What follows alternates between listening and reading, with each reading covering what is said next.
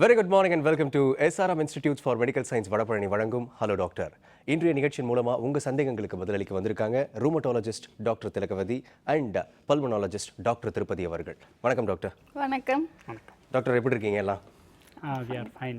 Okay, first of all வந்து rheumatology பற்றி நிறைய விஷயங்கள் நம்ம ஷோவில் நிறைய பேசியிருக்கோம் அண்ட் லங் சம்மந்தமாக நிறைய விஷயங்களும் டிஸ்கஸ் பண்ணியிருக்கோம். இன்றைக்கி வந்து டுகெதர் ஒரு டீமாக வந்திருக்கீங்கன்றதுனால ஃபர்ஸ்ட் ரூமட்டாலஜி பற்றி பேசிட்டு அண்ட் ஃபர்தர் அதை பற்றி ப்ரொசீட் பண்ணுவோம் டாக்டர். பல்மனாலஜியில் ஜென்ரல் ரூமட்டாலஜி ப்ராப்ளம் என்னென்ன டாக்டர் இன்னைக்கு? நான் மறுபடியும் சொல்ல விரும்புகிறது என்னென்னா, ருமட்டாலஜி மூட்டு வலி சம்மந்தப்பட்டது மட்டும் கிடையாது. மூட்டு, தசை, இணைப்பு திசுக்கள் இது மூணும் சம்மந்தப்பட்டது தான் ருமட்டாலஜி பொறுத்து தான். ஏன்னா நிறைய பேருக்கு வந்து ருமட்டாலஜினா மூட்டு டாக்டர் அது மட்டும்தான் அது வந்து அவங்களுக்கு தெரிஞ்சுது. மூட்டு வலின்றது ருமட்டாலஜியில் ஒரு அறிகுறி தான். இப்போது காய்ச்சல்ன்றது எப்படி ஒரு அறிகுறியோ அது மாதிரி மூட்டு வலின்றது ருமட்டாலஜியில் ஒரு அறிகுறி. அதுக்கு சம்மந்தப்பட்ட நிறைய நோய்கள் ருமட்டாலஜியில் இருக்குது. மூட்டு வலி மாதிரி உள் உறுப்புகள் பாதிப்புகளும் ருமட்டாய்டு நாடியூல்ஸ், ருமட்டாய்டு ஆர்த்தரைட்டிஸில் வரலாம். ஸோ உள்ளுறுப்புகள் பாதிப்பு, இருதயம், நுரையீரல், சிறுநீரகம், அது மாதிரி இரத்த நாணங்கள், நரம்புகள் இதெல்லாம் ருமட்டாலஜி டிசீசஸில் பாதிக்கப்படலாம். Okay doctor. ஸோ அதனால் மூட்டு வலின்றது ஒரு சிறு அறிகுறி தான், ஒரு சிம்டம் தானே ஒழிய அது மட்டுமே நோய் கிடையாது. ஓகே, ருமட்டாலஜி அப்படின்னாலே எனக்கு மூட்டு வலி இருக்குது, அதுதான் ருமட்டாய்டு ப்ராப்ளம் இருக்குது அப்படின்னு சொல்லிடுறாங்க. ஸோ இப்போ டாக்டர், இப்போ வந்து அதாவது தசைகள், திசுக்கள்னு சொன்னீங்க இல்லையா? இப்போ அது பாதிக்கப்படுறதுனால அஃப்கோர்ஸ் அது வந்து உங்களுடைய போர்ஷன்லேயும் அது வருது இல்லைங்களா? ஸோ அது எப்படி நீங்கள் வந்து டேக்கிள் பண்ணீங்க டாக்டர்? எந்த மாதிரியான தசை? அவங்க சொன்னாங்க இல்லையா, ருமட்டாலஜி அப்படின்னா என்னென்ன பகுதி அதில் இருக்குன்னு சொல்லிட்டு, அதில் பாதி அந்த ஃப்ரேம் ஒர்க்கு தான் லங்ஸை உருவாக்குது. Okay okay. லங்ஸ்ன்னு பார்த்தீங்கன்னா அதனோட வேலை வந்து காற்றில் இருக்க ஆக்சிஜனை உள்ளே வாங்கி கார்பன் டை ஆக்சைடை வெளியே அனுப்புறது. ஸோ அந்த வேலையை செய்கிறதுக்கு உள்ளுக்குள்ளே நிறைய பலூன்ஸ் மாதிரி அல்வியோலை அப்படின்னு சொல்கிற உறுப்புகள், ஸ்ட்ரக்சர்ஸ் இருக்குது. அந்த ஸ்ட்ரக்சர்ஸை சுற்றி ரத்த நாளங்கள் இருக்குது. இருதயத்திலேருந்து ரத்தத்தை, அசுத்த ரத்தத்தை வாங்கி அதை பியூரிஃபை பண்ணி திருப்பி இருதயத்துக்கு அனுப்புறது தான் நுரையீரலோட வேலை. ஸோ அந்த காற்று வந்து உள்ளே வந்து அந்த ரத்த நாளங்களில் என்ட்ரி ஆகணும். ஸோ அந்த ரத்த நாளங்கள் வந்து அந்த பலூன்ஸை சூழ்ந்துருக்கு. அந்த ரத்த நாளங்கள் மட்டும் இல்லை, அதை சுற்றி நிறைய தசை நார்களும் சேர்ந்துருக்கு. ஸோ இந்த தசை நார்கள், ரத்த நாளங்கள், அந்த பலூன்ஸ், அதுக்கப்புறம் அந்த காற்று போகக்கூடிய காற்று குழாய் எல்லாமே மேடப் ஆஃப் இந்த கனெக்டிவ் டிஷ்யூ. Okay okay. அப்படிங்கிற இது தான். ஸோ எப்போ அவங்களுக்கு பிரச்சனை வருதோ, ஜாயிண்ட் ப்ராப்ளத்தினால இந்த கனெக்டிவ் டிஷ்யூ, ஜாயிண்ட் ப்ராப்ளம், இந்த ஸ்கின் ப்ராப்ளம், இதுமாரி இந்த பகுதிகள் அஃபெக்ட் ஆகும் பொழுது அதனோட ஆர்கன், முக்கியமாக ஒன்றாவது ஆர்கன் அஃபெக்ட் ஆகிறது வந்து லங்ஸ். ஓகே. லங்ஸில் அஃபெக்ட் ஆகும் பொழுது ரெண்டுனோட இம்பேக்டும் சேரும் பொழுது அதனோட பாதிப்பு வந்து ரொம்ப அதிகமாக இருக்குது. ஓகே. இப்போ நம்மளுக்கு இதனோட மேனிஃபெஸ்டேஷன் எப்படி இருக்கலாம் அப்படின்னா, அவங்களோட ப்ராப்ளம்னு வரும்போது ஒரு ஸ்கின்ல பிரச்சனை, இல்லை ஜாயிண்ட் வந்து வலி இருக்கிறது, இல்லை ஜாயிண்ட் வந்து வளைஞ்சிருக்கிறது, இது மாதிரி நிறையா சிம்டம்ஸோடு வருவாங்க. அது மாதிரி அவங்க மருந்துகள் சாப்பிட்டுட்டு இருக்கும் பொழுது நம்மளுக்கு வந்து ஒரு இருமல் வர்றது, திடீர்னுட்டு நாள்பட்ட இருமல், ஒரு நாள் 2 நாள் இல்லை, கண்டினியூஸாக இருந்துகிட்டே இருக்குது. மருந்துகள் அடிக்கடி சாப்பிட்றாங்க, சரியாக மாட்டேங்குது. அதுக்கப்புறம் மூச்சு வாங்குறது, நடக்க முடியாத அளவுக்கு ரொம்ப மூச்சு வாங்க ஆரம்பிக்கும். நிறைய பேர் மூச்சு வாங்குதுன்னா அவங்க சொன்ன மாதிரி ஆஸ்துமா அப்படின்னு எடுத்துப்பாங்க. அது உள்ளுக்குள்ளே இந்த நோயோட அறிகுறியாக இருக்கலாம். ஓகே. ரத்தம் வர்றது கூட ஜாயிண்ட் அண்டு லங் மேனிஃபெஸ்டேஷனோட ஒரு அறிகுறியாக இருக்கலாம். இருமும் போது ரத்தம் வருது. ஸோ எப்போ ஒருத்தங்க இந்த ருமட்டாலஜிக்கல் டிசீஸ்க்கு ஃபாலோ பண்ணிட்டு இருக்கும் பொழுது இந்த மாதிரியான சிக்கல்கள் வருதோ, அப்போ வந்து அவங்க அதை இதுவும் சம்மந்தம் இல்லைன்னு நினைக்காமல் ரெண்டும் தொடர்பு இருக்குது அப்படின்ட்டு மக்கள் புரிஞ்சுக்கணும் அப்படிங்கிறது தான் என்னைய நிகழ்ச்சியோட முக்கிய நோக்கமாக நான் கருதுறேன். Okay doctor. டாக்டர், ருமட்டாலஜியில் நீங்களே சொன்னீங்க ஜாயிண்ட் ப்ராப்ளம்ஸ் தவிர்த்து நிறைய இருக்குது அப்படின்னு சொல்லிட்டு, ஜாயிண்ட்டை தவிர்த்து மற்ற என்ன மோஸ்ட் காமனாக நீங்கள் பார்க்கக்கூடிய ஒரு ப்ராப்ளம்? அறிகுறின்னு பார்க்குறச்ச டயர்ட்னஸ், ரொம்ப சோர்வடைகிறது, அடிக்கடி விடாத காய்ச்சல், காரணம் அறியாத காய்ச்சல்கள், உடம்புல வந்து செம்படர், அதாவது ரேஷஸ், சிகப்பு கலர் ரேஷஸ் வர்றது, முடி கொட்டுறது, அளவுக்கு அதிகமான முடி கொட்டுதல், இதெல்லாம் வந்து ருமட்டாலஜி ரிலேட்டட் டிசீசஸாக இருக்கலாம். Okay okay doctor. இதை பற்றி நம்ம ஃபர்தராக பேசுவோம். நிகழ்ச்சி முதல் காலர் இருக்காங்க, பார்த்துடலாம். ஹலோ டாக்டர், வணக்கம். வணக்கம் சார். வணக்கம், எங்கேருந்து பேசுறீங்கம்மா? மகேஸ்வரி சார், சேலம். சொல்லுங்கம்மா, உங்க சந்தேகம் என்னன்னு சொல்லுங்க. சார், என்னுடைய வயசு 58. சொல்லுங்கம்மா. முழங்கால் வலி சார், பயங்கரமான வலி, முழங்கால் முட்டி. ஓகேம்மா. கை சோல்ஜர் எல்லாம் வலிக்கிறது சார், ஜாயிண்ட்டுக்கு வலிக்கிறது. ஓகே. ஆர்த்தோல பார்த்துருக்கேன். ஓகே. அவங்களும் ட்ரீட்மெண்ட் மருந்து மாத்திரை கொடுத்துருக்காங்க. அது அப்போ கொடுக்குறப்ப குறையுது சார், மறுபடியும் வந்துட்டே இருக்கு. ஓகே. வலி தாங்க முடியல சார், காலு கை சோல்ஜர் சார். சரிம்மா, உங்களுக்கு சிறு மூட்டுகள், கையில் இருக்கக்கூடிய சிறு மூட்டுகள் வலி இருக்கா? ஆமா சார் இருக்கு மேடம். சரி, காலையில எழுந்த உடனே தன்மை இருக்கா? டைட்டா ஒரு ஸ்டிஃப்னஸ் மாதிரி இருக்குங்களா? அப்படி சரியில்லைங்கம்மா எனக்கு. சரி, சுகர், பிபி? பிபி இருக்குங்கம்மா, சுகர் கிடையாது. சரிம்மா, இது வந்து வாதத்துக்குரிய அறிகுறியா இருக்கலாம். நீங்க பிளட் டெஸ்ட் பண்ணி பார்த்துட்டு இது வாதமா, முடக்குவாத, மூட்டு வலி நோயான்னு நம்ம பார்த்து அதற்குரிய மருந்துகள் தர வேண்டியது இருக்குமா. கால் பண்ணதுக்கு ரொம்ப நன்றிமா. நிகழ்ச்சியை தொடர்ந்து பாருங்க. அடுத்த காலர் கிட்ட பேசலாம் டாக்டர். ஹலோ டாக்டர், வணக்கம். சார் வணக்கம் சார். வணக்கம், எங்கிருந்து பேசுறீங்க சார்? சார் நான் இந்த கோயம்புத்தூர்ல இருந்து பேசுறேன் சார். சொல்லுங்க சார், உங்க சந்தேகம் என்னன்னு சார் நான் ஒரு 2 மந்த்துக்கு முன்னாடி பைக்ல இருந்து விழுந்துங்க சார். கால் மூட்டு இருக்கு இல்லைங்க சார், சொல்லுங்க. பாத மூட்டுல அடிபட்டுருச்சுங்க சார். ஓகே. அடிபட்டு இது மாவுகட்டு போட்டு மறுபடியும் இது ரிமூவ் பண்ணிட்டேங்க சார். மறுபடியும் பார்த்தா நடந்தோம்னா கால் தொங்க போட்டாவோ இது பண்ணவோ அந்த மூட்டுல வலி இருக்குங்க சார். பாதம் வீங்கிக்குதுங்க சார். ஓகே. இது நீங்க அடிபட்டதுனால ஆர்த்ரைட்டிஸ், மூட்டு அழற்சி நிறைய காரணங்கள் இருக்கு. ட்ரோமாட்டிக் ஆஸ்டியோ ஆர்த்ரைட்டிஸ்னு சொல்லுவோம். அடிபட்டதுனால மூட்டு அழற்சி வந்து அதிகமாக நடைபெறலாம். அதனால நீங்க வந்து அதுக்குரிய வைத்தியத்தை பார்க்கறது நல்லது. கால் பண்ணதுக்கு ரொம்ப நன்றி சார். அடுத்த காலர் கிட்ட பேசலாம் டாக்டர். ஹலோ டாக்டர், வணக்கம். ஹலோ வணக்கம், எங்கிருந்து பேசுறீங்கம்மா? நாங்கள் பள்ளியில இருந்து பேசுறேங்க, மல்லிகா பேசுறேங்க. வயசு 36ங்க. சொல்லுங்கம்மா, சொல்லுங்க. இந்த ஜாயிண்ட் ப்ராப்ளம் எனக்கு ரொம்ப நாளா இருக்குங்க. சிக்கன்குனியா வந்து 6-7 வருஷத்துக்கு மேல ஆச்சு. ஆனா அப்ப இருந்து பெயின் வருங்க, அப்புறம் அதே போயிடும். ஓவிரான் எமர்ஜென்சி போட்டோம்னா அது போயிருங்க. இப்ப இந்த 1 மாசமா ரொம்ப அந்த கை விரல் ஜாயிண்ட் ஃபுல்லா வலி இருக்குங்க. கால் விரல், பாதத்துல எல்லாம் ஜாயிண்ட் பெயின் இருக்குங்க. சொல்லுங்க. டெஸ்ட் பார்த்தா ஆர்ஏ ஃபேக்டர் நெகட்டிவ் வந்தது, ஏஎஸ்ஓ டைட்டும் நெகட்டிவ் வந்ததுங்க. சீரம் யூரிக் ஆசிட் மட்டும் 7.4 இருக்கு, கொஞ்சம் கூட இருக்கு அப்படின்னு சொன்னாங்க. ஓகேம்மா. அந்த பெயின் டேப்லெட் வந்து எனக்கு அல்சர் இருக்கனால பெயின் டேப்லெட் போட முடியலங்க. ஆனா ஓவிரான் ஜெல் மட்டும் தான் போட்டுட்டு இருக்கேங்க. ஆனா கையெல்லாம் இழுத்து பிடிக்கிற மாதிரி இருக்குங்க. ஒரு வெயிட் தூக்க முடியல, கை சோர்வாயிருது அப்படியே.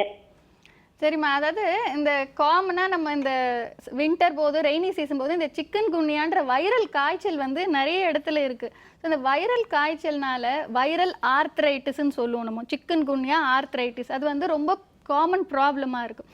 யூஸ்வலாக வந்து இந்த சிக்கன் குன்னியா ஒரு வைரல் ஜுரம் வந்த பிறகு மூட்டுகள், சிறு மூட்டுகள், பெருமூட்டுகள் வலி, வீக்கம் இருக்கும். நிறைய பேருக்கு வந்து 1 வாரத்திலேயோ 1 மாதத்துலேயோ இல்லை 3 மாதத்துலேயோ சரியாக போகலாம். ஆனால் சில பேருக்கு ஒரு உதாரணத்துக்கு 100 பேர் பாதிக்கப்பட்டால் அதில் ஒரு 8லிருந்து 10% அந்த வாதம் வந்து வைரல் ஆர்த்ரைட்டிஸ் வந்து தொடர்ச்சியாக முடக்குவாத மூட்டு வலியாக மாறத்துக்கூடிய வாய்ப்புகள் இருக்குது. அதனால நம்ம வந்து தொடர் வைத்தியம் இதற்கு கொஞ்சம் தேவைப்படுகிறது. சரியாகாத பட்சத்தில் நம்ம திருப்பியும் ருமட்டாய்ட் ஃபேக்டர் டெஸ்ட் எடுத்து பார்த்துட்டு அதற்குரிய வைத்தியத்தை ஆரம்பிக்கிறது நல்லது. கால் பண்ணதுக்கு ரொம்ப நன்றி. அடுத்த காலர் பார்த்துலாம் டாக்டர். ஹலோ டாக்டர், வணக்கம். Hello, good morning sir. Good morning, எங்கிருந்து பேசுறீங்கம்மா? நாங்கள் இங்கே பெரம்பூர்லேருந்து பேசுகிறோங்க சார். சொல்லுங்கம்மா, உங்கள் டவுட் என்னன்னு கேளுங்க. எனக்கு 35 வயசு ஆகுதுங்க சார். ஓகே. எனக்கு இந்த வேலையெல்லாம் நல்லா செய்கிறேன், வீட்டில் உள்ள வேலைகள்லாம் நல்லா செய்கிறேன். ஆனால் ஒரு சில நேரத்தில் அந்த முதுகு நடுவில் அப்படியே பிடிச்சிட்டு இருக்க மாதிரி இருக்குது.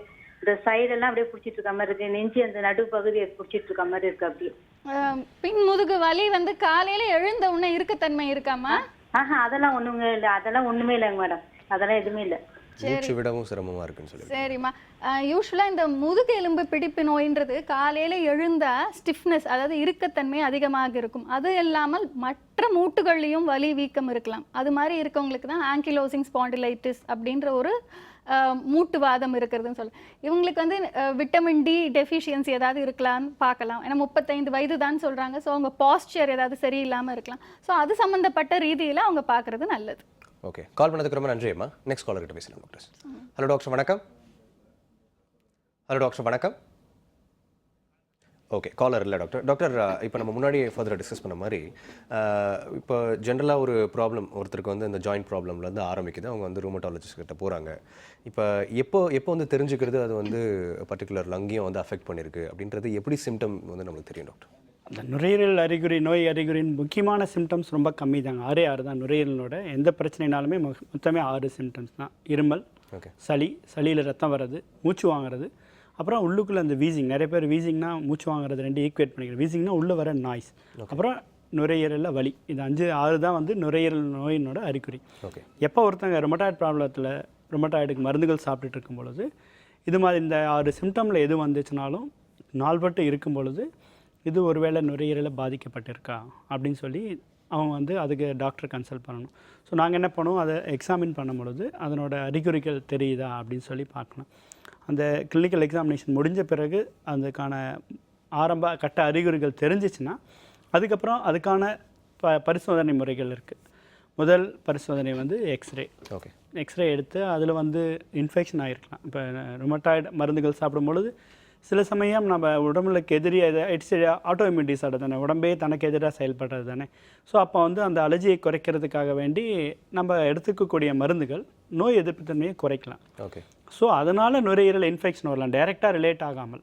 ருமட்டாய்டு அல்லது அந்த ஜாயிண்ட் ப்ராப்ளத்தினால நுரையீரல் பாதிக்கப்படுறதுக்கு முன்னாடி அந்த மருந்துகள்னால இன்ஃபெக்ஷன் வரதுக்கான ஒரு வாய்ப்பு இருக்குது. ஸோ அதனால் கூட இந்த சிம்டம்ஸ்லாம் வரலாம். ஸோ எக்ஸ்ரேயில் ஒரு நிமோனியா பேட்ச் இருக்குது அப்படின்னா அது என்ன நிமோனியா, அதுக்கு என்ன மருந்துகள் சாப்பிடணும். சில சமயம் டிபி கூட வரலாம். ஸோ டிபினா அதுக்கான மருந்துகள் சாப்பிட வேண்டியிருக்கும். இது போக அந்த மூட்டு வலிகள் மூட்டு பிரச்சனைகளுக்கான சாப்பிடக்கூடிய மருந்துகள் வந்து நுரையீரலையும் பாதிக்கும் பொழுது அந்த ஐஎல்டின்னு சொல்லக்கூடிய இன்டர்ஸ்டிஷியல் லங் டிசீஸ் வரலாம். ஆஸ்மானோட இன்னொரு ஸ்மால் வேரியன்ட் இருக்குது, ஸ்மால் ஏர்வே டிசீஸ் சொல்லுவோம். வீசிங் மாதிரியே இருக்கும் அவங்களுக்கு. ஸோ அந்த பிரச்சனைகள் வரலாம். இதெல்லாம் வந்து அந்த மேற்கொண்டு போக போக நம்ம அதை எவாலுவேட் பண்ணிவிட்டு சிடி ஸ்கேன் ரொம்ப இம்பார்ட்டன்ட் அசஸ்மெண்ட். ஏன்னா will get a complete picture of the lung. என்ன அதில் ஸ்கேனில் வந்து நுரையீரலோட எந்த பகுதி பாதிக்கப்பட்டிருக்குன்னு சொல்லிட்டு. இதுக்கு அடுத்தபடியாக முக்கியமாக நான் ஸ்ட்ரெஸ் பண்ணுறது பார்த்தீங்கன்னா நுரையீரல் திறன் பரிசோதனை. பல்மரி ஃபங்க்ஷன் டெஸ்ட் சொல்லுவோம். ஒரு செகண்டில் இந்த ஏஜ் உள்ளவங்க இவ்வளோ தூரம் காற்று வெளியே விட முடியும் அப்படின்ட்டு அதில் அசஸ் பண்ணுவோம். இந்த ருமட்டாய்டு ப்ராப்ளம் இருக்கும் பொழுது அவங்களால அந்த அளவுக்கு அதை பர்ஃபார்ம் பண்ண முடியாது, நுரையீரல் ஒரு மாதிரி இறுக்கமாயிடுறதுனால. ஸோ அப்போ வந்து ருமட்டாய்டுக்கும் சேர்த்து லங்ஸுக்கும் சேர்த்து மருந்துகள் கொடுக்கும் பொழுது அவுட்கம்ஸ் வந்து பெட்டராக இருக்கும். ஓகே டாக்டர், இந்த ருமட்டாய்டு டிசீஸ்க்கும் லங் டிசீஸ்க்கும் வந்து கலெக்டிவாக டாக்டர்ஸ் ஒர்க் பண்ணுவாங்களான்ற சில கொஷின்ஸ் இருக்குது. அதை ஃபர்தராக பேசுவோம். அதுக்குள்ள காலர் இருக்காங்க, பார்த்துலாம் டாக்டர்ஸ். ஹலோ டாக்டர், வணக்கம். சார் வணக்கம் சார். வணக்கம், எங்கேருந்து பேசுகிறீங்கம்மா? சார் நான் திருநெல்வேலியிலேருந்து ஃபாத்திமா பேசுகிறேன் சார். சொல்லுங்கள் ஃபாத்திமா, உங்கள் டவுட் என்னன்னு கேளுங்க. சார் 37 இயர்ஸ் வந்து சார், மூட்டு வலிக்குது சார். மூட்டு கீழே கொஞ்சம் வீக்கம் இருக்குது சார்.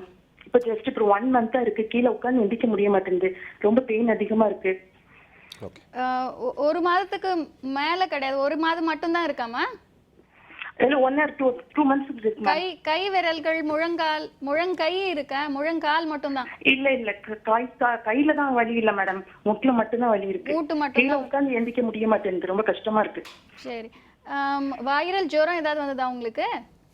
இல்ல மேடம், அப்பெல்லாம் ஒண்ணும் இல்ல. சரி, சில நேரங்கள்ல இந்த மூட்டு அழற்சி நோயின்னு சொல்லுவோம், ஆஸ்டியோ ஆர்த்ரைட்டிஸ். சீக்கிரமாகவே நம்ம மூட்டு தன்மையை உபயோகப்படுத்துறத பொறுத்து சீக்கிரமாகவே வர்றதுக்கு வாய்ப்புகள் இருக்குது. அதனால் அவங்க உடல் பருமன் எப்படி இருக்குது, அசோசியேட்டடாக வேறு ஏதாவது கண்டிஷன்ஸ் இருக்கான்னு பார்த்துட்டு, அதனால் அந்த மூட்டு தேய்மானத்தை, எலும்பு தேய்வை குறைக்கிறதுக்காக கீழே உட்காந்து சப்பலங்கால் போட்டு உட்கார்ந்து அடிக்கடி படிக்கட்டு ஏறி இறங்குறது, இதெல்லாம் அவாய்ட் பண்ணால் மூட்டு அழற்சியை தடுக்கிறதுக்கு வாய்ப்புகள் இருக்கு. ஓகே, இது வந்து இந்த ஏஜ் ரிலேட்டடாக சொல்கிறீங்க? Age related. ஆனால் சில சமயங்களில் இளம் வயது உட்பட்டவர்களுக்கும் இது மாதிரி நோய்கள் வர்றதுக்கு வாய்ப்புகள் மேக்ஸிமம் 25 to 30 அப்புறம் அந்த மாதிரி வர வாய்ப்பு இருக்கு. ஆமாம், ஏன்னா வந்து அந்த குருத்தெலும்புன்னு சொல்லுவோம், 2 எலும்புகளுக்கு நடுவில் கார்டிலேஜ்ன்றது, அது வயது ஆக ஆக தேய்மானத்தினால ஏற்படக்கூடியது மூட்டு அழற்சி, ஆஸ்டியோ ஆர்த்ரைட்டிஸ். ஆனால் இளம் பெண்களுக்கோ இளம் வயதினர்களுக்கோ அது மாதிரி வரதுக்கூடிய வாய்ப்புகளும் இருக்குது. ஓகே டாக்டர், நிகழ்ச்சி அடுத்த காலர் இருக்காங்க, பார்த்துலாம். ஹலோ டாக்டர், வணக்கம். Hello sir. வணக்கம் சார், எங்கேருந்து பேசுகிறீங்க? வணக்கம் சார், நான் ஊட்டியிலேருந்து பேசுகிறேன் சார். சொல்லுங்கள் சார், டவுட் என்ன கேளுங்க. சார் எனக்கு ஆக்சுவலாக ஆஸ்துமா ஒரு 15 இயர்ஸாக அந்த ப்ராப்ளம் இருக்குது சார். ஓகே. ஃபர்ஸ்ட் எனக்கு இருமல் ஜாஸ்தியாக இருந்துச்சு, அப்புறம் வீஸ் வந்த மாதிரி இருந்துச்சு. சென்னையில் இருக்கும்போது ட்ரீட்மெண்ட் எடுத்தேன். அப்போ அப்படியே ஸ்டெப் பை ஸ்டெப் இருந்து இப்போ ஆஸ்தலினும் மெட்ராலும் தான் எடுத்துகிட்டு இருக்கேன் சார். இப்போ மெட்ரால் எடுத்தால் ஆஸ்மாவும் அந்த காஃபும் கண்ட்ரோலில் இருக்குது, அது விட்டுட்டா திருப்பி ரொம்ப சிவியர் ஆயிடுது சார். அதுக்கு என்ன சஜஸ்ட் பண்ணுறீங்க சார்? இவர் சொல்கிறது பார்க்கும் பொழுது உங்களுக்கு வந்து ஆஸ்மா ப்ராப்ளம் இருக்கும் பொழுது ஆஸ்தாலின் அப்படிங்கிறது ஒரு வகையான மருந்து, மெட்ரால்ங்கிறது இன்னொரு வகையான மருந்து. இந்த மெட்ரால் அப்படிங்கிறது வந்து ஸ்டீராய்டு மருந்து, ஆஸ்துமா அப்படிங்கிறது ஸ்டீராய்டு அப்படிங்கிற மருந்தை வச்சு தான் கண்ட்ரோல் பண்ண முடியும். ஸோ அதில் ஒரு சின்ன வித்தியாசம் மட்டும் இருக்குது. மெட்ரால் அப்படிங்கிறது மாத்திரையாக நம்ம உள்ளே சாப்பிடக்கூடியது. அப்படி மாத்திரையாக சாப்பிடும் பொழுது அதனோட பக்க விளைவுகள் அதிகமாக இருக்குங்கிறது இன்னைக்கு தேதியில் எல்லாத்துக்குமே தெரிஞ்சிருக்கு. அதன் காரணமாகத்தான் அதை வந்து குறைந்த அளவில் நுரையீரலுக்கே நேரடியாக செலுத்துகிற மாதிரி இன்ஹேலர்ஸ் கொண்டு வந்திருக்கிறாங்க. ஸோ இவரை பொறுத்தவரையில் நீங்கள் உங்களை என்ன பண்ணலான்னா, ஆஸ்தாலின் மருந்துகள் வந்து அறிகுறிகள் வரும்பொழுது எமர்ஜென்சிக்கு எடுத்துக்கொள்ள வேண்டிய மருந்து. அது மட்டும் இல்லாமல் அது முக்கியமான மருந்து, அதை விட முக்கியமான மருந்து அந்த இன்ஹேல்டு கார்டிகோஸ்டீராய்ட்ஸ்னு சொல்லுவோம். இன்ஹேலர்ஸில் வரக்கூடிய ஸ்டீராய்டு மருந்துகளை நிறைய பேர் நோய் அறிகுறி இருக்கும் பொழுது மட்டும் யூஸ் பண்ணுவாங்க. அது முற்றிலும் தவறானது. ஏன்னா இது வந்து ஒரு சுகர் மாதிரியோ பிளட் ப்ரெஷர் மாதிரியோ தொடர்ந்து உட்கொண்டு வந்தால் தான் நம்ம உடம்பு வந்து அந்த ஆஸ்மா, அதாவது வெளியிலேருந்து வரக்கூடிய தூண்டுதல் காரணிகளுக்கு ரியாக்ட் பண்ணுறதை குறைக்கிறதுக்கு இந்த ஸ்டீராய்டு மருந்துகள், இன்ஹேல்டு ஸ்டீராய்டு மருந்துகள், நல்லா முக்கியமாக கவனிச்சிங்க, இன்ஹேல்டு ஸ்டீராய்டு மருந்துகள் ரெகுலராக எடுக்கும் பொழுது இந்த நோய் அறிகுறிகள்லேருந்து விடுதலை பெறலாம். ஸோ உங்களை பொறுத்தவரையும் ஒரு இன்ஹேல்டு ஸ்டீராய்டு அலாங் வித் எமர்ஜென்சிக்கு இந்த ஆஸ்தாலின் மருந்துகள் எடுத்துக்கிற மாதிரி எடுத்துக்கிட்டிங்கன்னா உங்களுக்கு அதுதான் கரெக்டான ட்ரீட்மெண்ட்டாக இருக்கும். கால் பண்ணதுக்கு ரொம்ப நன்றி சார். நிகழ்ச்சியை தொடர்ந்து பாருங்க. அடுத்த காலர் இருக்காங்க பார்த்துலாம் டாக்டர். ஹலோ டாக்டர், வணக்கம். ஹலோ வணக்கம் சார். வணக்கம்மா, எங்கேருந்து பேசுறீங்க? சார் நான் சென்னையிலேருந்து லாவண்யா பேசுகிறேன். சொல்லுங்க லாவண்யா, உங்க டவுட் என்னன்னு கேளுங்க. ஹலோ வணக்கம் மேடம். வணக்கம்மா. மேடம் எனக்கு வந்து மேரேஜ் ஆகி 8 இயர்ஸ் ஆகுது மேடம். சொல்லுங்க. எனக்கு வந்து இந்த முதுகுக்கு கீழே இடுப்பாண்ட ரொம்ப வலியா இருக்குது மேடம். அது எதனால வலின்னே சொல்ல முடியல. தூங்கி எழுந்தோன்னு அப்படி இறுக்கமா பிடிச்சிட்டு இருக்கு. ஒரு வேலையும் செய்ய முடியல. வலி இருந்துகிட்டே இருக்கு மேடம். குனியும் போதும் வலி இருக்குது. அது சொல்லுங்க. இது இல்லாம வேற மூட்டுகள் வலி இருக்கா உங்களுக்கு? மூட்டு வலி இல்ல மேடம், இடுப்பாண்டதான் ரொம்ப வலிச்சுட்டே இருக்கு மேடம். இந்த பிரசவ வலி மாதிரி ரொம்ப வலிச்சுட்டே இருக்கு மேடம். சரிம்மா, இது வந்து நீங்க சொல்ற அறிகுறியை பார்த்தா முதுகெலும்பு பிடிப்பு நோய், நான் சொன்னேன்ல ஆங்கிலோசிங் ஸ்பாண்டிலைட்டிஸ், உங்க சிம்டம் அது மாதிரி இருக்கு. ஆனாலும் நீங்கள் வந்து ஃபர்தராக பிளட் டெஸ்ட் பண்ண வேண்டியது இருக்கும். டாக்டரை அணுகி அது என்னன்னு பார்க்கணும். பார்த்தா தான் நம்ம வந்து சொல்ல முடியும். ஸ்கேன் ஏதாவது எடுத்திருக்காங்களாம்மா? ஸ்கேன்லாம் எதுவும் எடுக்கல மேடம். எனக்கு வந்து 24 இயர்ஸ் தான் மேடம் ஆகுது எனக்கு. அது பரவாயில்ல. இது வந்து யூஸ்வலாக இந்த நான் சொன்னேன்ல முதுகெலும்பு பிடிப்பு நோயின்றது இளம் வயதினவர்களுக்கு தான் வரக்கூடியது. 45 வயதுக்கு உட்பட்டவர்களுக்கு வரக்கூடிய நோய். அதனால வந்து சின்ன வயசு தான், இடுப்பு வலி பார்க்காம இருக்கக்கூடாது. நீங்கள் வந்து அருகாமையில் இருக்கக்கூடிய மருத்துவரை அணுகி டெஃபினட்டாக பார்க்கணும். ஸ்கேன் எடுக்கிறது நல்லதுமா. கால் பண்ணதுக்கு ரொம்ப நன்றிம்மா. அடுத்த காலர் பார்த்துலாம் டாக்டர். ஹலோ டாக்டர், வணக்கம். வணக்கம் சார். வணக்கம். மனிதன். சொல்லுங்கள் சார், சொல்லுங்கள். ஏஜ் பார்த்தீங்கன்னா 30 ஆகுது சார். சொல்லுங்கள் சார். எல்லா ஜாயிண்ட்ஸ், நெக் ஜாயிண்ட்ஸு, நீல் ஜாயிண்ட்ஸ் எல்லாமே சவுண்ட் வருது சார். நல்லா நம்ம ஆக்டிவிட்டியில் இருக்கும் பொழுது, ஏதாவது ஃபிசிக்கலாக ஒர்க் பண்ணும்பொழுது. ஓகே. அப்புறம் பார்த்தீங்கன்னா பெயினும் வருது சார். ஷோல்டர் ஜாயிண்ட்டும் சரி, நீல் ஜாயிண்ட்டும் சரி, பெயினும் வருது. ஓகே. சரி, அதாவது இந்த முடக்குவாத மூட்டு வலிக்கு வந்து சிறு மூட்டுகள், பெருமூட்டுகள் வலி, வீக்கம், காலையில் எழுந்தா இறுக்கத்தன்மை, இதுதான் மெயின் சிம்டம். அது இல்லாமல் மூட்டுகள் அசைவுகள் வந்து கம்மியாகிறது. ஸோ இந்த மாதிரி சிம்டம்ஸ் 6 வாரத்துக்கு மேற்பட்டு இருந்தால், காரணம் அறியாமல் 6 வாரத்துக்கு மேற்பட்டு இருந்தால் அதற்குரிய இரத்த பரிசோதனைகள், ருமட்டாய்டு ஃபேக்டர், ஆன்டி-சிசிபி, இஎஸ்ஆர், இது மாதிரி பிளட் டெஸ்ட் பண்ணி அது என்னன்னு கண்டுபிடித்து அதுக்குரிய வைத்தியம் கொடுக்க வேண்டியது நல்லது. கால் பண்ணதுக்கு ரொம்ப நன்றி சார். அடுத்த காலர் பார்த்துலாம் டாக்டர். ஹலோ டாக்டர், வணக்கம். ஹலோ வணக்கம், எங்க பேசுறீங்க? பேசுறேன் சார். சொல்லுங்கம்மா, உங்க டவுட் என்னன்னு சொல்லுங்க. சார் எனக்கு வந்து ஐஎல்டி ப்ராப்ளம் இருக்குங்க சார். ஆனால் ருமட்டாய்டு ஃப்ராக்சர் எல்லாம் மற்றது எல்லாமே எனக்கு நெகட்டிவாக இருக்குங்க சார். சொல்லுங்கம்மா. சொல்லுங்கள். ஆனால் ஐஎல்டி ப்ராப்ளம் இருக்குன்னு சொல்லிட்டு நாங்கள் ட்ரீட்மெண்ட் எடுத்துட்டு இருக்கோம் சார். இப்போ போயிட்டு நாங்கள் லாஸ்ட்டு 12th அன்னைக்கு போய் பிப்ரவரியில் போய் சிடி ஸ்கேன் எடுத்தோம் சார். அதில் வந்து நோ எவிடன்ஸ் ஃபார் ஐஎல்டின்னு வந்திருக்கு. அதாவது இன்னும் அதிகமாகலன்னு டாக்டர் சொல்கிறாங்க. ஆனால் இருந்தது வந்து ஃபேட்டி ஹில்லம் அப்படின்னு வந்திருக்குங்க sir. Largest lymph node measure வந்திருக்குங்க சார். 12 to 9 mm வந்திருக்குங்க sir.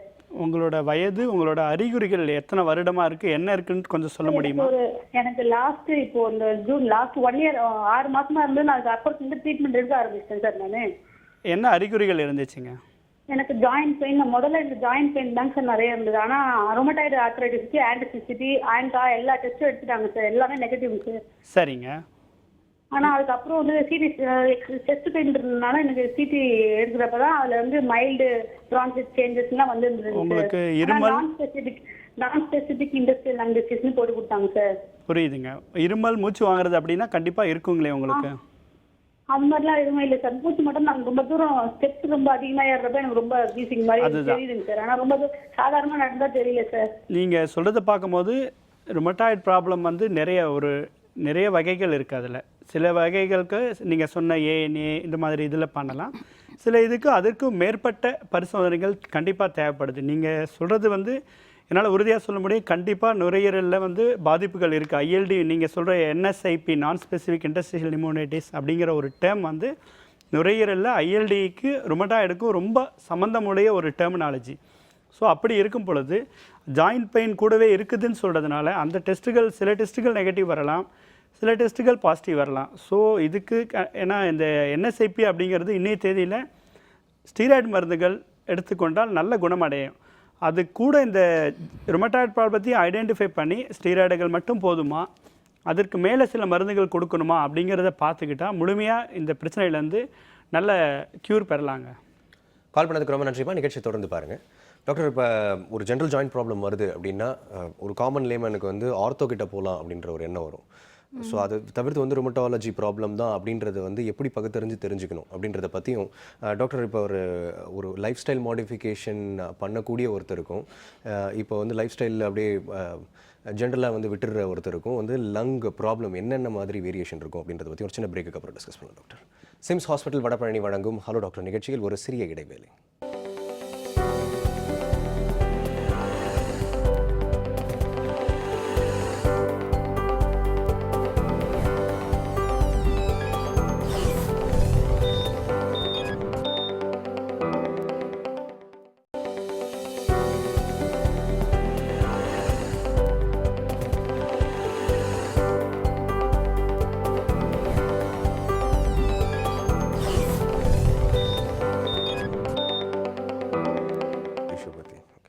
Welcome back to SIMS hospital Vadapalani வழங்கும் ஹலோ டாக்டர்.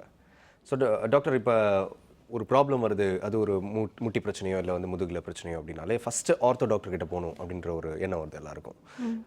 இந்த நாலேஜ் தவிர்த்து இப்போ ருமட்டாலஜிஸ்ட் அப்படின்னு ஒரு டிவிஷன் இருக்குது, அவங்க கிட்ட போனால் அதுக்கான செக்அப் இருக்குது அப்படின்றத எப்படி சொல்ல புரிய வைப்பீங்க டாக்டர்? அது எலும்பு சம்பந்தப்பட்டது ஆர்த்தோ, மூட்டு சம்பந்தப்பட்டது ருமட்டாலஜி.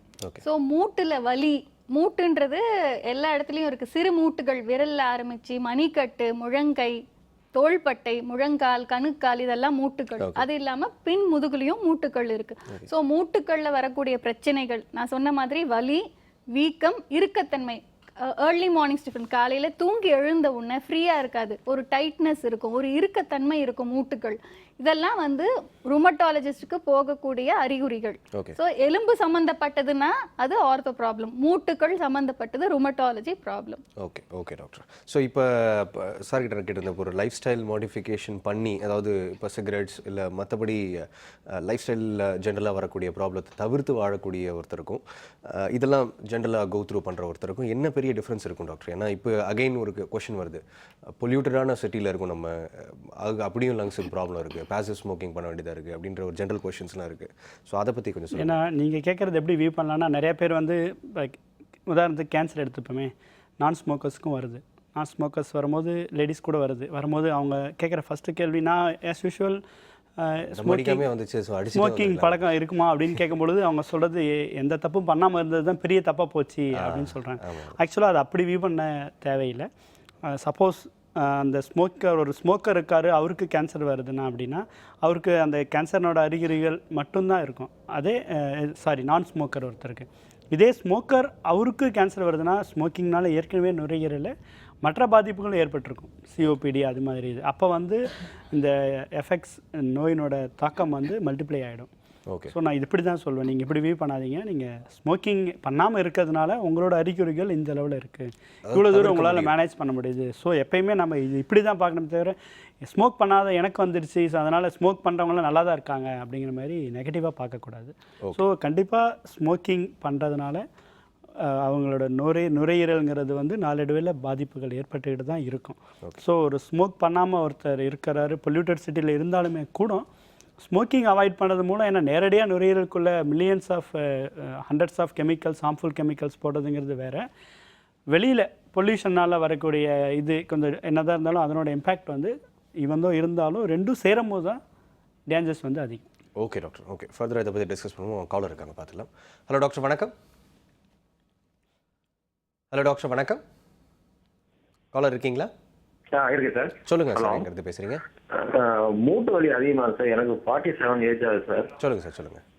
47 ஏஜ், மூட்டு வலி அதிகம். படி ஏறும்போது மூட்டுக்குள்ள சவுண்டு, முழங்காலில் வந்து சவுண்டு கறக்குன்னு சவுண்டு கேட்குது. ஓகே சார், சொல்லுங்க. அது வலி ஓவரா இருக்கு சார். அது டாக்டர்கிட்ட போய் செக் பண்ணா, ஓகே, அது வந்து முடக்குவாதம் மாதிரி இருக்குன்னு சொல்லிட்டு ஒரு மாதிரி சொன்னாங்க. அது நான் அதிகமாக இது பண்ணலை நான். ஓகே. உங்களுக்கு முழங்கால் மூட்டு மட்டும்தான் வலி இருக்குங்களா இல்ல எல்லா மூட்டுகள்லயும் வலி இருக்குங்களா? படி ஏறும்போது மட்டும் மேடம் முழங்கால் வலிக்குதுங்க. முழங்கால், மத்த கை விரல் மூட்டுகள்? கை விரல்லாம் அவ்வளோ ஒன்றும் வலி இல்லை மேடம். முழங்கால் படி ஏறும்போது மட்டும் முழங்கால் வலிக்குது மேடம். அதுதான் கை விரல்கள்ல அவ்வளவா வலி இல்லையா இல்ல வலியே இல்லையா? அவ்வளவா வலி இல்லை மேடம். அந்த நான்வெஜ் சாப்பிட்டா உடம்பு ரொம்ப வலிக்குது, மூட்டு வலிக்குது நான்வெஜ் சாப்பிட்டோம்னா. சரி, உங்களுக்கு சுகரோ இல்ல பிபி அது மாதிரி தைராய்டு ப்ராப்ளம் வேற ஏதாவது இருக்கா? பிபி இருக்கு மேடம், ஆனா சுகர் கிடையாது. சரி, யூரிக் ஆசிட் எப்பயாவது செக் பண்ணிருக்கீங்களா? யூரியாலாம் கரெக்டா இருக்கு மேடம், அதெல்லாம் கரெக்டா இருக்கு. யூரியா வேற யூரிக் ஆசிட் வேற. யூரிக் ஆசிட்ன்றது பிளட்ல வந்து ஒரு அமிலம், ஒரு வேதிம பொருள். அது வந்து செக் பண்ணி பார்க்கலாம். ஏன்னா உங்களுக்கு பிபி இருக்குன்றதுனால அண்ட் நீங்க வந்து அசைவ உணவுகள் சாப்பிடுறச்ச மூட்டு வலி அதிகமா ஆகுதுன்றீங்க. ஸோ யூரிக் ஆசிட்ன்றது ஒரு வேதிம பொருள், அதை டெஸ்ட் பண்ணி பார்க்கலாம் நீங்க. அது வந்து கவுட் சம்பந்தப்பட்ட நோயா இருக்கலாமான்றது டெஸ்ட் பண்ண பிறகுதான் நம்மளால சொல்ல முடியும். ஸோ கவுட்டுன்றது வந்து யூரிக் ஆசிட்ன்ற ஒரு வேதிம பொருள் படிகங்களாக மாறும் பொழுது அது மூட்டுக்கள்ல டெபாசிட் ஆகலாம். ஸோ அந்த நேரத்துல மூட்டு வலி வரலாம். ஸோ அது யூரிக் ஆசிட் டெஸ்ட் பண்ணிட்டு நம்ம அதுக்கு ஏற்ற மாதிரி வைத்தியம் கொடுக்கறது நல்லது. டாக்டர் பொறுமையாக எங்கள் டீச்சர் மாதிரியே எக்ஸ்பிளைன் பண்ணுறாங்க. ஐ திங்க் உங்கள் பேஷண்ட்ஸ்லாம் ரொம்ப கொடுத்து வச்சவங்க டாக்டர். எனவே கால் பண்ணதுக்கு ரொம்ப நன்றி. அடுத்த காலர் பார்த்துலாம் டாக்டர்ஸ். ஹலோ டாக்டர், வணக்கம். ஹலோ வணக்கம் சார். வணக்கம்மா, எங்கேருந்து பேசுகிறீங்க? சார் நாங்கள் காஞ்சிபுரத்துலேருந்து பேசிட்டு இருக்கோம். சொல்லுங்கம்மா, உங்கள் சந்தேகம் என்ன கேளுங்க. சார் எனக்கு வந்து 9 இயர்ஸ்க்கு முன்னாடி எக்கோ எடுத்து பார்த்தோம் மேடம். சொல்லுங்க. டாக்டர் சொன்னாங்க MR mild rheumatology heart disease அப்படின்னு டைப் பண்ணியிருந்தாங்க. சொல்லுங்க.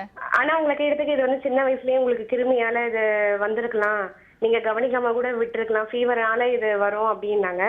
அதுக்கப்புறம் ஒரு ரொமட்டாலஜி டாக்டர் கிட்ட போய் செக் பண்ணதுக்கு அப்புறம் மூட்டு வலியா அப்படின்னு கேட்டாங்க. இல்ல அது மாதிரி எல்லாம் சிம்டம்ஸ் எல்லாம் இல்ல அப்படின்னு சொன்ன மேம் நாங்க. ஆனா இப்ப பாத்தீங்கன்னா ஃபிங்கர்ஸ் உடைய தூங்கும் போது ஃபிங்கர்ஸ் எல்லாம் அப்படியே முள்ளு முள்ளா குத்துது. சரிங்க. அவ்வளவுதான் மேடம், அந்த சிம்டம்ஸ் தான் இருக்கு. திரும்ப எனக்கு அது வருமா இல்ல அதனால எம்ஆர் மைல்டுன்றதுனால ரொமட்டாலஜிஸ்ட் ஹார்ட் டிசீஸ் வருமானு ஒரு டவுட் மேடம். அது வந்து ருமேட்டிக் ஹார்ட் டிசீஸ், இது ருமட்டாய்டு ஹார்ட் டிசீஸ் இல்ல, ருமேட்டிக் ஹார்ட் டிசீஸ். இது வந்து சிறு வயதினவர்களுக்கு கிருமிகள்னால வரக்கூடிய இருதய பிரச்சனை. அப்போ மூட்டு வலி வந்திருக்கலாம் உங்களுக்கு சின்ன வயசுல. இப்போ மூட்டு வலி இல்ல, இருதய பிரச்சனை மட்டும் தான் இருக்குன்னா யூஸ்வலா அந்த ருமேட்டிக் ஃபீவர்னு சொல்லுவாங்க. அது வந்து மூட்டை எதையும் பாதிக்காது. அதாவது மூட்டுகள் வந்து அந்த அளவுக்கு பாதிப்பு இருக்காது, வலி வீக்கத்தோட போயிடும்.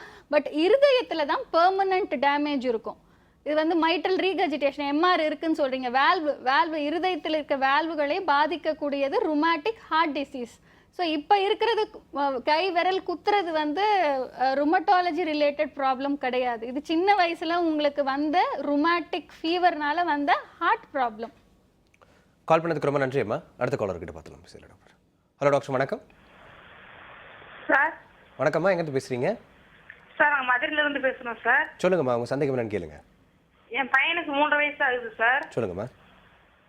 அந்த பையன் வந்து காலையில சொல்லுங்க. குழந்தை பிறந்தப்ப வந்து அவனுக்கு காட்டுல ஓட்டம் இருந்துச்சு சார். ஓகே. அது ஒரு சிறப்பு கொடுத்து சரி பண்ணாங்க சார்.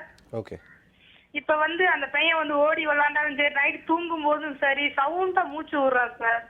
ஓகே. அது இழப்பெல்லாம் கீழே டாக்டர் சொல்றாங்க அது இழப்பு இல்லை அப்படின்னு சொல்றாங்க. கொஞ்சம் பெரிய பையன் ஆகட்டும் கூட்டிட்டு வாங்கன்னு சொல்றாங்க சார். ஓகே.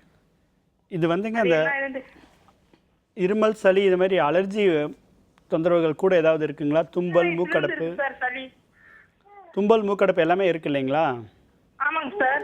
ஸோ அந்த இருதயத்தில் இருக்க ஓட்டை வந்து சில இது வந்து தானாகவே க்ளோஸ் ஆகக்கூடிய தன்மையுடையதாக இருக்குங்க. ஸோ அந்த மூச்சு வாங்கிறது அப்படிங்கிறது வந்து இருதய பிரச்சனைனாலையும் வரலாம், இந்த அலர்ஜி சம்மந்தமான பிரச்சனைகளாலையும் வரலாம். நீங்கள் சொல்கிறது வச்சு பார்க்கும் பொழுது ஒரு ஓட்டை இருந்திருக்கு, அது தானாக க்ளோஸ் ஆகிறதுக்கான வாய்ப்புகள் இருக்குது, சாத்தியக்கூறுகள்.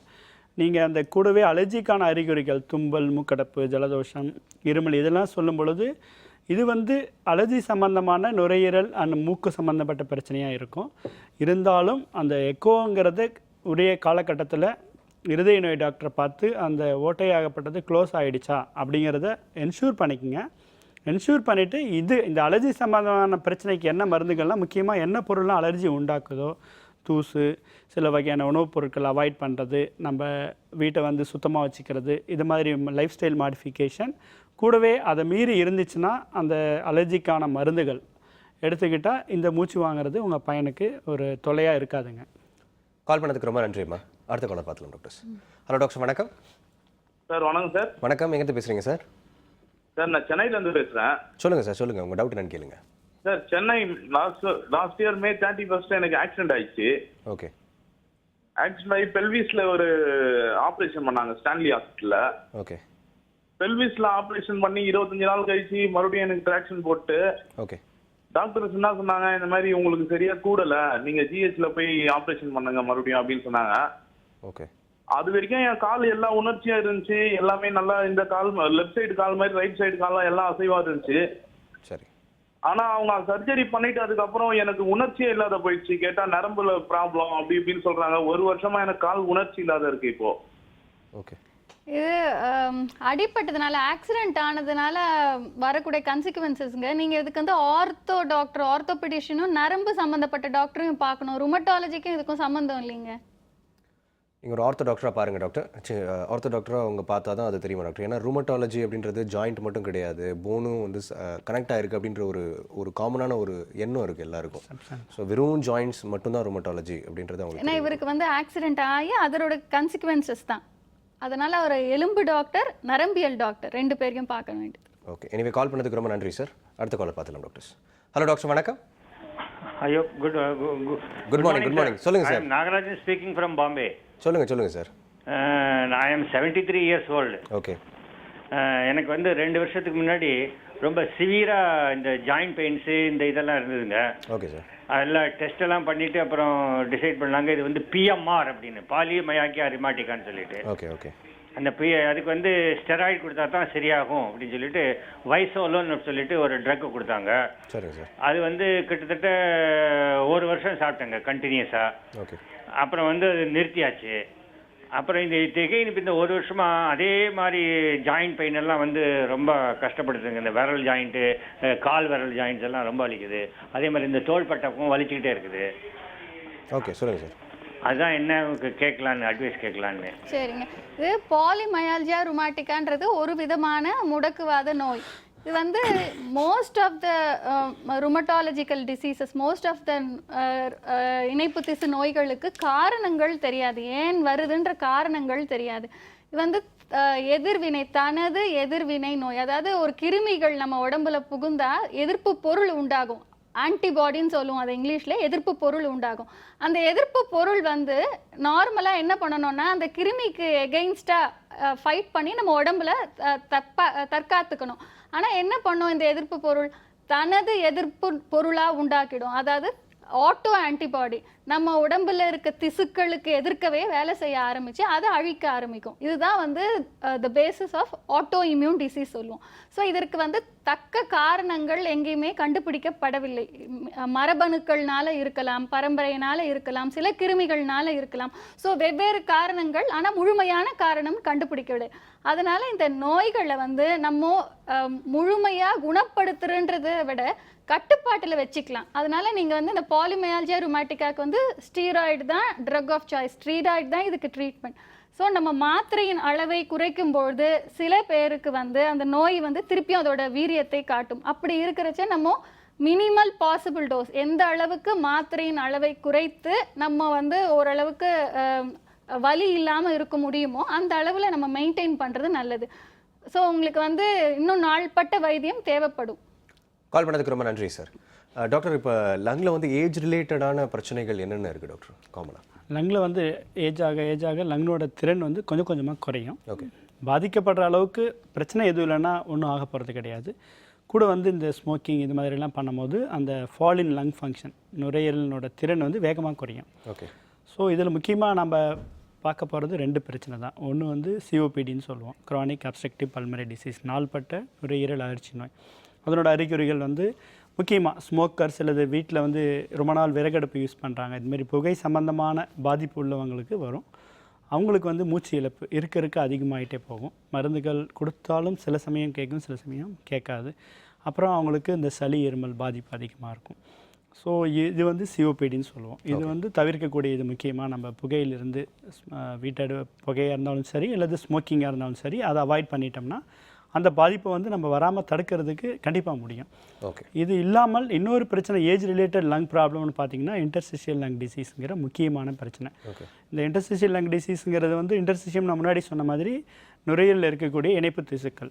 இந்த இணைப்பு திசுக்கள் வந்து காரணங்களோட இப்போ இந்த நம்ம சொல்கிறோம் இல்லையா ருமட்டாய்டு டிசீஸ்னால் வரலாம். அது வந்து பெரும்பாலும் சின்ன வயதில் இருக்க ஒரு 30 to 60 வயதில் இந்த இன்டர்ஸ்டிஷியல் டிசீஸ் வர்றதுக்கு மிக முக்கியமான காரணம் இந்த ருமட்டாய்டு டிசீசஸ். ஓகே.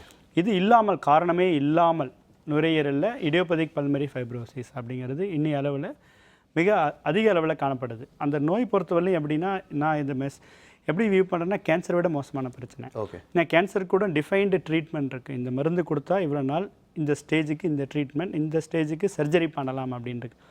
இந்த பிரச்சனை இடியோபதிக் பல்மரி ஃபைப்ரோசிஸ்ங்கிறதுக்கும் சொல்யூஷன்ஸ் இருக்குது, நாட் தட் மச் எஃபெக்டிவ். அந்த அளவுக்கு பலன் அளிக்குமா அப்படிங்கிறது கண்டிப்பாக சொல்ல முடியறதில்ல. ஸோ அதனோட ஆரம்ப டயக்னோசிஸ், ஏர்லி டயக்னோசிஸ் வந்து ரொம்ப முக்கியம். ஸோ ஒரு 60 வயதுக்கு மேற்பட்டவருக்கு சளி இல்லாமல் இருமல் ரொம்ப நாளாக வந்துக்கிட்டே இருக்குது அப்படின்னா கண்டிப்பாக இது ஐஎல்டியாக இருக்கலாமோங்கிற ஒரு மனசில் ஒரு ஃபீலிங் வரணும். வந்துச்சுன்னா அதுக்கு அடுத்த இம்பார்ட்டன்ட் ஸ்டெப் வந்து CT scan.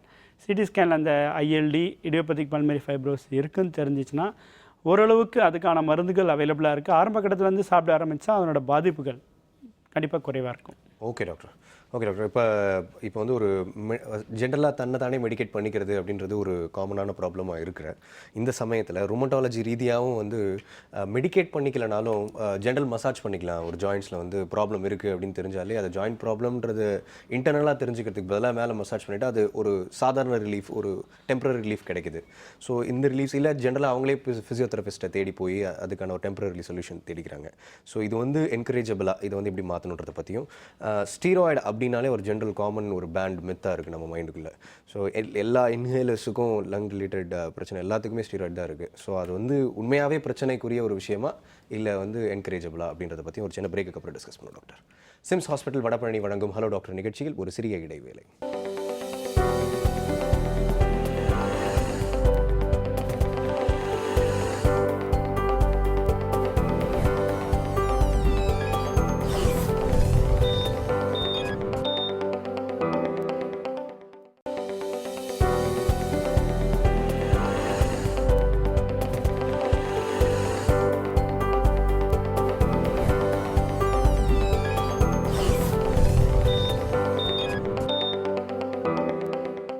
So welcome back to SIMS hospital Vadapalani வழங்கும் ஹலோ டாக்டர். டாக்டர், இப்போ இந்த ஸ்டீராய்டு மித்தை பற்றி ஃபஸ்ட்டு டிஸ்கஸ் பண்ணிவிடுவோம், அடுத்து மேடத்துக்கு வருவோம். இப்போ எல்லா இன்ஹேலர்ஸுக்குமே வந்து ஸ்டீராய்டு இருக்குது அப்படின்னு எல்லா மக்களுக்குமே தெரிஞ்சிருச்சு. ஸோ அதனால் நிறைய பேர் வந்து ஸ்டீராய்டை தவிர்த்துடணும் அப்படின்ற மாதிரி எண்ணத்தில் இன்ஹேலர்ஸே எடுக்காமல் போகிறாங்க. ஸோ இது வந்து எந்த வகையில் இதை நீங்கள் வந்து சொல்லி புரிய வைப்பீங்க டாக்டர்? இன்ஹேலர் எடுக்காமல் போகிறதுக்கு நிறையா காரணங்கள் இருக்குது. முதல்ல என்ன மருந்து இருந்தாலுமே எனக்கு இன்ஹேலர் வேணாம், டேப்லெட்டாக ஸ்டீராய்டு கொடுத்த கூட சாப்பிட்றாங்க. அவங்க என்ன நினைக்கிறாங்க, இன்ஹேலர் எடுத்துக்கிட்டால் அடிக்ஷன் ஆகிடுவோம். அத்தனை கேள்விகள் வந்திருக்கு பாருங்க மேடம். டாக்டர் நடிச்சே நொந்து போயிட்டாங்க. நான் இன்ஹேலர் விற்க வேண்டிய நிலைமையில் இருக்கிற மாதிரி ஆயிடுது எனக்கே. இது ஏன் நம்ம இவ்வளோ தூரம் பேசுகிறோம் அப்படின்னு சொல்லிட்டு ஆகிடுது. அதனால் சொல்கிறேன். நம்பர் 1. நம்பர் 2, இன்ஹேலர் வந்து கண்டிப்பாக அடிக்ஷன் காஸ் பண்ண போகிறது கிடையாது. ஓகே. ஸோ நோய் தன்மை எப்படி இருக்குது, அவங்களுக்கு நாள்பட்டு வியாதி இருக்குது, அந்த அலர்ஜிங்கிறது ரொம்ப நாள் இருக்குன்னா அதுக்கு தகுந்த மருந்துகள் தான். இப்போ கண்ணாடி போடுறதுனால கண் பாதிப்பு வந்துடுதுன்னு சொன்னால் எப்படி தவறோ அதே மாதிரி தான் இன்ஹேலர் எடுத்துக்கிட்டே எனக்கு வியாதி வந்து தொடர்ந்து இருக்கும், அதுலேருந்து வெளியே வர முடியாது. நிறைய பேர் இது தப்பாக எடுத்துகிட்டு இருக்காங்க. இதுக்கு நாங்கள் நிறைய நேரம் செலவு பண்ண வேண்டியதாக இருக்குது. ஸோ இது மூலம் சொல்லிட்டேன்னா ஒரு முக்கியமான மெசேஜ் இது. நம்பர் 2, எல்லா இன்ஹேலர்லையும் ஸ்டீராய்டு கிடையாது. ஸ்டீராய்டு இருக்க இன்ஹேலர் இருக்குது, ஸ்டீராய்டு இல்லாத இன்ஹேலரும் இருக்குது. இப்போ சிஓபிடிக்கு யூஸ் பண்ணுற இது இன்ஹேலரில் பாதி ஸ்டீராய்டு இருக்கும், பாதி இதுக்கு ஸ்டீராய்டு இருக்காது. ஸோ ஸ்டீராய்டு அப்படிங்கிறது அடுத்தது கான்செப்ட். அடுத்த பயம், இன்ஹேலர் நாங்கள் ஒரு வழியாக இதுதாங்க குறைந்த அளவில் போகுது, குவிக்காக வேலை செய்யுது நுரையீரலில், இந்த ரத்தத்தில் கலந்து போகிறத கொடுக்கறத விட இன்ஹேலரில் கொடுத்தா குறைஞ்ச அளவில் கொடுக்கறதுனால சைடு எஃபெக்ட்ஸ்லாம் கம்மின்னு புரிஞ்சுக்கிட்ட பிறகு வீட்டுக்கு போய்ட்டு திருப்பி வந்துட்டு டாக்டர் நீங்கள் ஸ்டீராய்டு கொடுத்துட்டீங்களாமே அப்படின்னு கண்டுபிடிச்சிட்டு வந்துடுவாங்க. முதல்ல சொன்னோன்னு வச்சுக்கிங்களேன், கண்டிப்பாக எடுத்துக்கவே மாட்டாங்க. ஏற்கனவே இன்ஹேலர் பற்றி டவுட் இருக்கும், திருப்பி ஸ்டீராய்டு பற்றியும் டவுட் வந்துச்சுன்னா நேராக எழுந்துச்சு வாங்கிக்கிறேன்னு போயிடுவாங்க. ஸோ முதல்ல இது சொல்லிவிட்டு அதுக்கு அடுத்த முறை வரும்போது ஆமாங்க இது வந்து ஸ்டீராய்டு இருக்குது, ஸ்டீராய்டு இல்லாமல் ஆஸ்துமா ட்ரீட் பண்ண முடியாது. ஓகே. நம்பர் 1. நம்பர் 2, ஸ்டீராய்டு என்ன வடிவத்தில் கொடுக்குறோம், எவ்வளோ டோஸில் கொடுக்குறோம் அப்படிங்கிறது எல்லாத்துக்கும் தெரியும். இன்ஹேலரில் வந்து குறைஞ்ச அளவில் தான் நம்ம கொடுக்குறோம், ரொம்ப அளவில் கொடுக்கறது கிடையாது அப்படிங்கிறது. ரெண்டாவது, இன்னொரு நுணுக்கமான விஷயம் இருக்குது. இன்ஹேலரில் இருக்கக்கூடிய ஸ்டீராய்டுங்கிறது வந்து ரத்தத்திலேருந்து சீக்கிரமாக வெளியேற்றப்பட்டுருது. ஓகே. ஸோ அதனோட பாதிப்புகள் கண்டிப்பாக குறைவாக தான் இருக்கும். ஓகே. ஏன் ஸ்டீராய்டு பற்றி எல்லோரும் அலறாங்கன்னா, அந்த காலத்தில் இதே மாதிரி ஸ்டீராய்டு மருந்துகள் மாத்திரையாக வந்தப்போ இதனோட பாதிப்புகள் தெரியாமல் நிறைய பேர் டெய்லி ஒரு தடவை டாக்டர் ப்ரிஸ்கிரிப்ஷன் வச்சுட்டு இது சாப்பிட்டா நல்லா இருக்கு போல இருக்கேன்ட்டு நம்ப மாட்டேங்க. 15 வருஷம் 20 வருஷம் எடுத்தவங்களாம் இருக்கு. ஓகே. ஸோ அவங்களுக்கு வந்து அந்த ரத்த அழுத்தம் அதிகமாகிறது, சுகர் வர்றது, இது மாதிரி பாதிப்புகள்லாம் வந்துருச்சு. அப்புறமா ஸ்டீராய்டு சாப்பிடக்கூடாதுன்ட்டு எல்லாத்துக்கும் நல்ல மெசேஜ் பதிஞ்சிருச்சு. ஆனால் ருமட்டாலஜி டிசீஸ் ஆகட்டும், என்னோட ப்ராப்ளம் ஆகட்டும், ஸ்டீராய்டு இஸ் அன் இம்பார்ட்டன்ட் இது. ஸ்டீராய்டு இல்லாமல் எங்கள் ட்ரீட்மெண்ட் பாதி இருக்காது. பட் எப்படி கொடுக்குறோம், எந்த டோஸில் கொடுக்குறோம், அவங்களுக்கு பாதிப்பு இல்லாமல் பெனிஃபிட் மட்டும் கிடைக்கிற மாதிரி கொடுக்குறோம் அப்படிங்கிறது முக்கியம். Okay doctor. ஐ திங்க் வந்து இப்போயாவது மக்கள் புரிஞ்சுட்டு இருப்பாங்கன்னு நினைக்கிறேன், அட்லீஸ்ட் நம்ம வியூவர்ஸ். டாக்டர், உங்களுடைய கொஸ்டின் கேட்கறதுக்கு முன்னாடி ஜென்ரலாக சிக்கன் குனியாவை பற்றி ஒரு ஜென்ரலான ஒரு கேள்வி டாக்டர். சிக்கன் சாப்பிட்றதுனால சிக்கன் குனியா வருமா டாக்டர்? இது வந்து வைரஸ் கிருமியினால் வரக்கூடிய நோய். சிக்கன் குனியான்றது ஒரு வைரல் ஜுரம். ஸோ அந்த வைரல் ஜுரத்தினால மூட்டு வலி, மூட்டு வீக்கம், எப்படி ருமட்டாய்டு ஆர்த்ரைட்டிஸுக்கு இருக்கோ அதே மாதிரி சிம்டம், அதே மாதிரி அறிகுறிகள் சிக்கன் குனியா ஆர்த்ரைட்டிஸ்னால வரும். இது வந்து வைரஸ் சம்பந்தப்பட்ட கிருமியினால வரக்கூடிய மூட்டு வலி. டாக்டர், சிக்கன்ல வைரஸ் இருந்து அதை சாப்பிட்றதுனால திருப்பி அப்படிலாம் இல்லை. சிக்கன் சாப்பிட்றதுனால சிக்கன் குனியா வராது. கிடையவே கிடையாது. ஐ திங்க் கிளியர்டு ஒரு வாட்டி நினைக்கிறேன். நம்ம இதில் அடுத்த காலர் இருக்காங்க, பார்த்துட்டு ஃபர்தராக டிஸ்கஸ் பண்ணுவோம். ஹலோ டாக்டர், வணக்கம். ஹலோ. ஹலோ வணக்கம்மா, எங்கேருந்து பேசுறீங்க? நாங்க திருச்சியிலேருந்து பேசுறோங்க. சொல்லுங்கம்மா, உங்க டவுட் என்னன்னு கேளுங்க. எங்க பாப்பாக்கு 7 வயசா இருக்கும்போது ஹிப் ஜாயின்ட்ல பெயினா இருந்துச்சு. ஓகே. அந்த பெயின் என்னாச்சுன்னா, அந்த பெயின் வரும்போது 3 நாளைக்கு எங்க பாப்பானால எந்திரிக்கவே முடியாது. அது எதனால பெயின் வருது, எதனால ஃபீவர் வருது அப்படின்னு கண்டே பிடிக்க முடியாத அளவுக்கு டாக்டர்ஸ் வந்து 1 வருஷமா எம்ஆர்ஐ ஸ்கேன் வந்து எல்லாமே எடுத்தாங்க. அதுக்கப்புறம் 1 இயர் பேக் அப்புறம் பார்த்தீங்கன்னா முழங்கால் வந்து ரொம்ப பெயின் வர ஆரம்பிச்சு. முழங்கால் வந்து நீட்டவே முடியாத அளவுக்கு அந்த அளவுக்கு பெயின் வந்திருக்கும். அது வந்து நடக்கவே முடியாது. எங்க பாப்பா தூக்கிட்டு தான் ஹாஸ்பிட்டல் போனாங்க. அது எதனால அது பெயின் வருது அப்படின்னா டாக்டர்ஸ்னாலையும் கண்டுபிடிக்க முடியல. அதுக்கப்புறம் வந்து அவங்களே இது பண்ணி அப்புறம் ஏன்னா கை விரல்ல வந்து வீக்கம் வந்துருச்சு. அதுக்கப்புறம் தான் அவங்க சொன்னாங்க இது ரொம்ப டயர்டா இருக்கும், அதனாலதான் ஃபீவர் வருது அப்படின்னு சொல்லி சொன்னாங்க.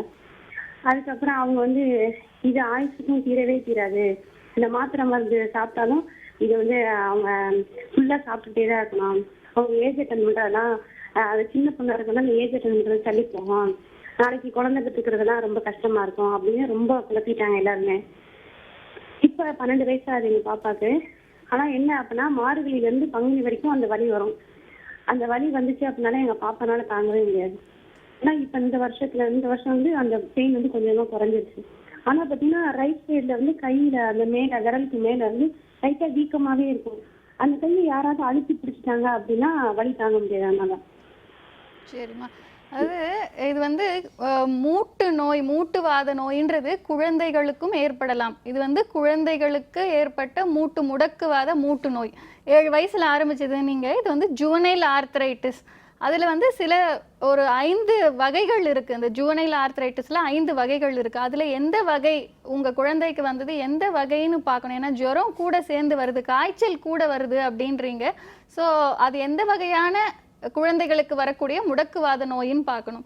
2வது வந்து இது வந்து ஒரு நாள்பட்ட நோய். அதனால் தொடர்ந்து மருந்து மாத்திரைகள் கட்டாயமாக சாப்பிடணும். பட் அந்த மாத்திரையினுடைய அளவை வந்து நோயின் வீரியத்துக்கு ஏற்ப குறைத்து கூட்டலாம். ஆனால் அது வந்து மருத்துவர்கள் தான் செய்யணும்.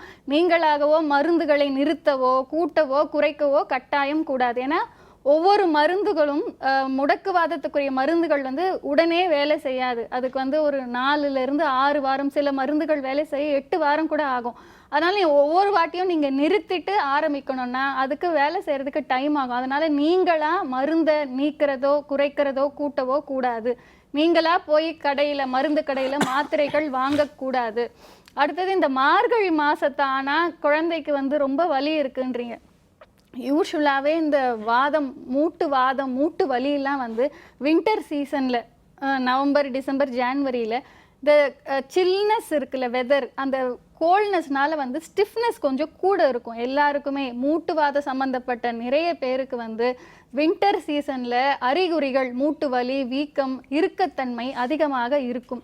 ஸோ அந்த இதில் வந்து நம்ம வந்து சுடு தண்ணி, ஹாட் வாட்டர் ஃபெர்மெண்டேஷன் சொல்லுவோம்ல, சுடு தண்ணி ஒத்தடம் கொடுக்கறது ரொம்ப நல்லது. அதாவது காலையில் மாலையில் 2 வேளையும் ஒரு 15 நிமிடங்களுக்கு கொடுக்கறது நல்லது.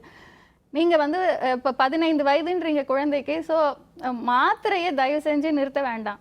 ஃபாலோஅப், டாக்டரோட ஃபாலோஅப், பீரியாடிக் ஃபாலோஅப் ரொம்ப ரொம்ப மஸ்ட்டுமா குழந்தைக்கு.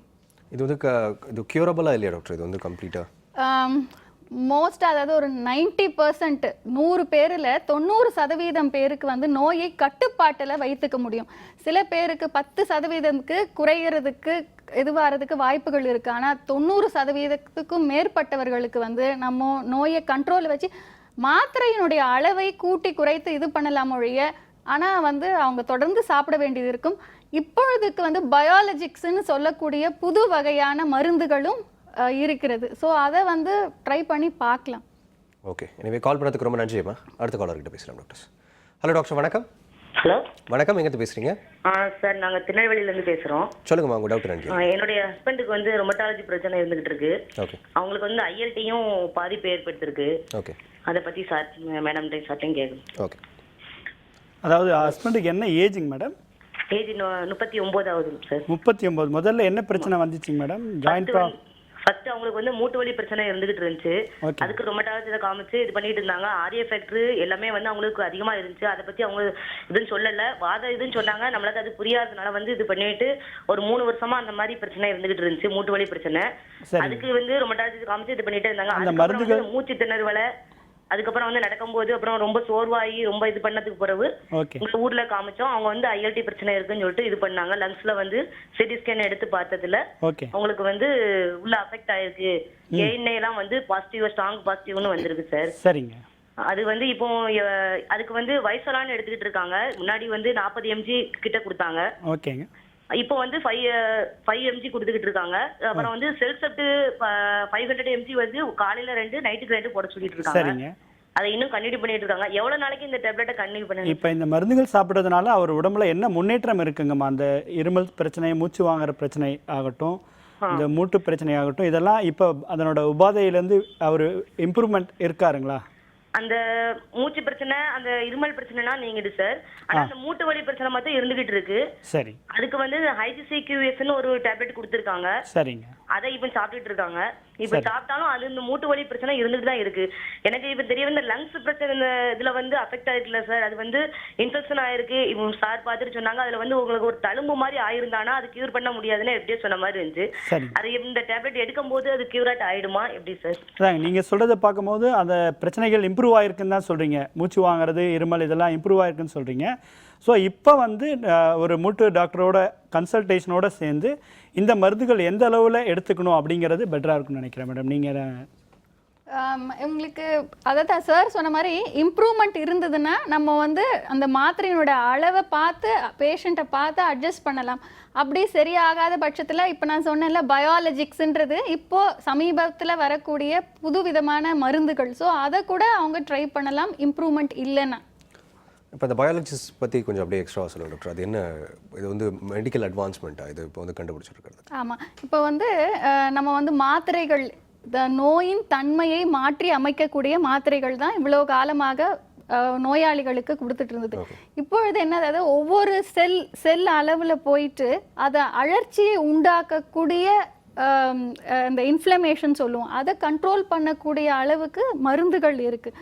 ஸோ எக்ஸாம்பிள்ஸுக்கு நான் சொல்கிறேன், TNF ஆல்ஃபா பிளாக்கர்ஸ், ஆன்டிசிடி, ரிட்டிக்ஸிமேப், இதெல்லாம் வந்து பயாலஜிக்ஸ்ன்னு சொல்லக்கூடிய நோயின் தன்மையை, வீரியத்தை கட்டுப்பாட்டுக்குள் கொண்டு வரக்கூடிய புது வகையான மருந்துகள். ஓகே, ஒன் ஸ்டெப் இன்னும் ஃபர்தராக போயிருக்காங்க அப்படின்ற மாதிரி சொல்லுங்களா? Okay doctor. டாக்டர், இப்போ இந்த ஜென்ரலாக மெடிக்கேட் வந்து தன்னைத்தானே மெடிக்கேஷன் பண்ணிக்காதீங்க அப்படின்னு சொல்லியிருந்தீங்க.